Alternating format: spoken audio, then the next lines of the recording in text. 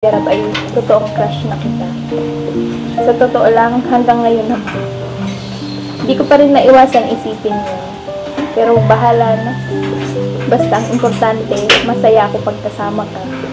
At paniniwalaan ko na lang yung mga sinasabi mo. Salamat sa pagtitiis mo sa ugali ko, sa pagiging moody ko, at sa support mo on and off cam. Salamat sa paghatid sundo at paglilibre sa akin tuwing lumalabas tayo. Sana anuman ang maging dulo ng tambalan ito, walang magbabago sa atin. At andito lang ako, handang suportahan ka sa lahat ng gusto mo.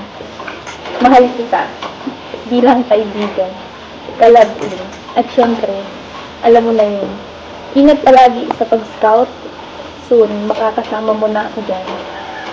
Carla Bell.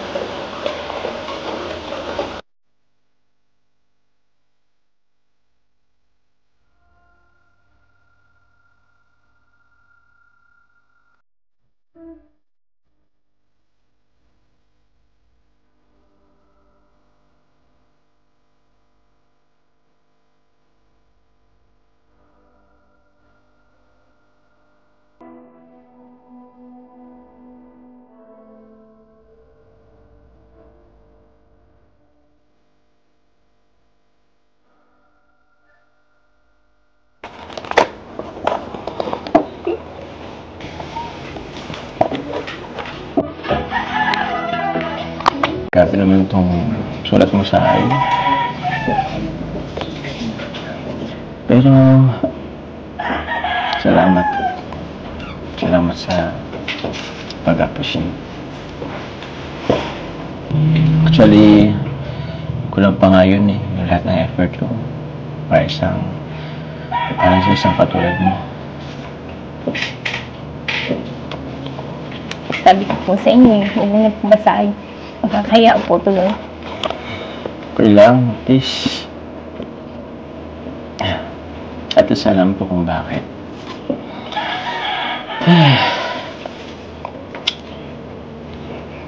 Okay lang.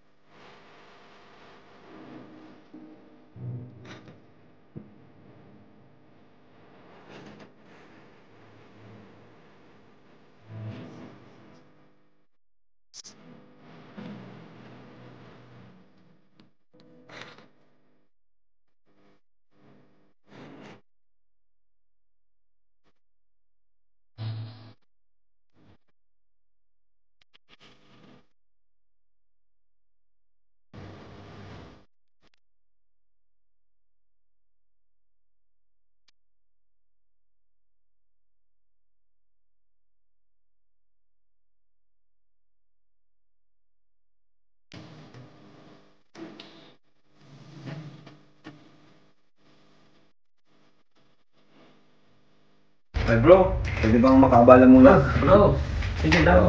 Medyo kanina pa naman kayo dito nag-uusap. So, yun nga, pero nga lang may bro. Sige bro. Gusto ko lang kayong i-congrats pala. No? Pasok sa top 8. Thank you po. Yes! Thank you po. Galing! Grabe. So, yun po. Ayan. So, yun, Carla, kumusta ka naman? Ano po, okay lang po. Kumusta naman yung pag-aaral mo?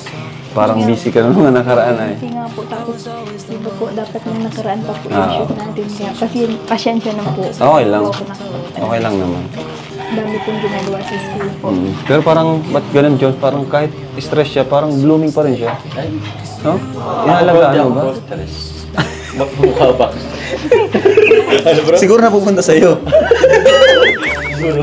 Hindi bro, no? Oo nga eh. Parang, lalo siyang, nito nagka-alis si Carla, papansin mo, lalo siya nag-bloom. Diba? And yun, so okay, buti naman Carla kung ganun, basta pag may problema ka lang, sabihin mo lang sa amin, diba? Dito lang kami. And yun nga eh, hinahanap ka na nga rin ng mga supporters mo, di ka na daw nag-vlog, di ka na nag-live. Ano lang po, talagang busy lang. Busy lang. Sabagay. Priority pa rin naman talaga yung pag-aaral. Sa family mo, Carla, kumusta naman? Sila tita, sila... Okay lang naman po sila mama. Nasa apartment nga po ngayon. Nandun sa Pag di apartment. po ako nakakauwi, nadalag po sila sa akin sa apartment. Ang galing.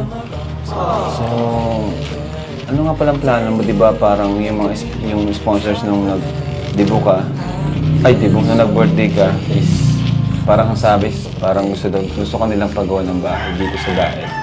Ano yung masasabi mo doon? Di ba may lupa ka na?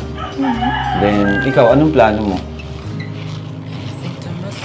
Siguro po yung pera po na nakuha ko po ng birthday ko po is naka-time deposit po. Tapos yun nga po, yun po yung ipapagawa ko itong bahay dito sa Okay. Daet. Galing. Tama naman yun kasi mas malapit, mas maganda, di ba? Saka yung bahay nyo doon, di naman, at sa inyo pa rin naman yun eh. Okay pa rin naman yun. And yung bahay naman dito sa yun naman kasi yung bahay nyo doon sa Tarong, is kinamama mo yun, kay papa mo. Kumbaga yung dito sa Daet, sa'yo na yun. Yun na yung para sa future mo. And yun yung sa lupa na binili dito sa may, di ba, sa Alawisao. So magandang yun, investment kaysa sa kung saan pa mapunta yung mga pera mo.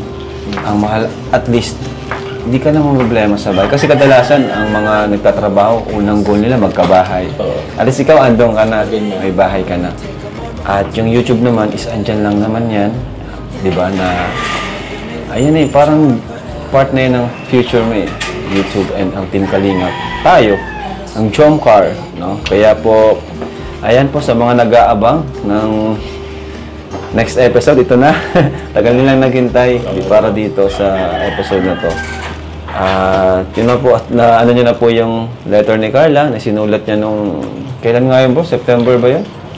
September 4. Yung September 4 na isulat ni Carla. Yan, nire-request din kasi nila ito. So, ito pala, Carla, birthday gift pala ni Ninong July na late. Ayan, 7,000 pesos. Thank you so much po, Sir July. Thank you po.